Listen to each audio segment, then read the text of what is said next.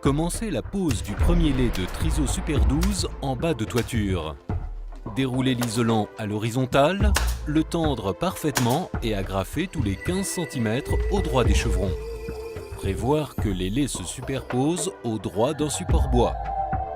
Les bords décalés des laits du Triso Super 12 permettent de parfaire l'étanchéité à l'air et à l'eau aisément. Bien appliquer les deux bords en les superposant parfaitement afin d'obtenir un bord plat. Posez le deuxième lait sur toute sa surface en prévoyant un débordement de 15 cm sur les murs adjacents. Retirez la protection de l'adhésif et collez au fur et à mesure le bord décalé supérieur sur le bord inférieur afin de bien superposer les laits du Triso Super 12 et de façon à constituer un bord plat. Posez l'adhésif Actis à la jonction des deux films et bien maroufler pour assurer l'étanchéité à l'air. Tracez l'implantation des suspentes à 10 cm en bas de toiture, puis tous les 60 cm. Fixez la platine de la suspente au chevron, puis vissez la tige filetée. Placez la tête clipsable de la suspente à la distance choisie. À l'aide d'un cordeau, alignez, puis joindre les suspentes périphériques.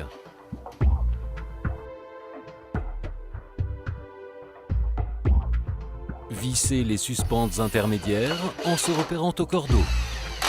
En bas de toiture, prévoir une suspente sur chaque chevron. En partie courante, mettre une suspente tous les deux chevrons en les alternant d'une rangée sur l'autre.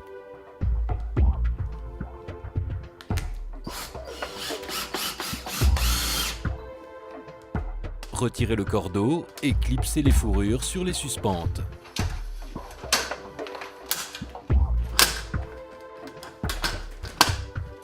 La finition est assurée par un parement décoratif type plaque de plâtre. L'outillage nécessaire pour la pose du Triso Super 12 en doublage de mur est celui du plaquiste traditionnel. Encollez avec le mastic Actis les rails Oméga aux extrémités supérieures et inférieures du mur pour assurer l'étanchéité à l'air et les cheviller aisément au support. Chevillez un troisième rail Oméga au centre du mur sans appliquer de mastic. Posez un adhésif double face sur les rails supérieurs et inférieurs. Retirez la protection de l'adhésif double face et collez la partie supérieure d'un lait d'isolant sur l'oméga supérieur. Les laits d'isolant sont posés verticalement.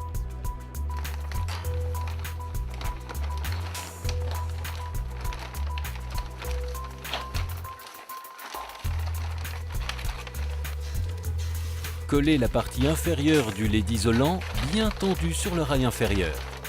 Ensuite, vissez l'isolant dans le rail à l'aide de vis à rondelles prévues à cet effet.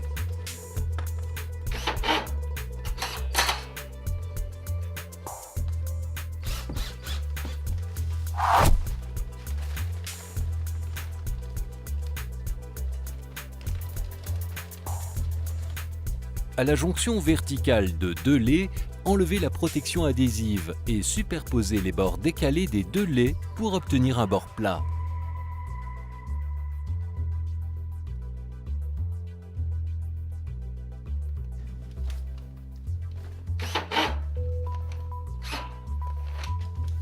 Pour parfaire l'étanchéité, placez ensuite un adhésif Actis sur toute la hauteur de la jonction et bien maroufler.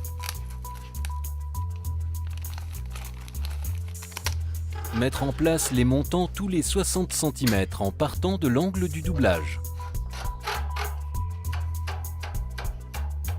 Clipser les platines des appuis intermédiaires au dos des montants, puis les visser à travers l'isolant.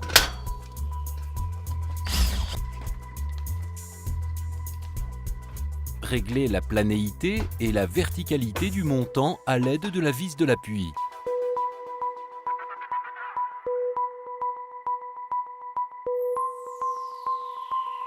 La finition est assurée par un parement décoratif type plaque de plâtre.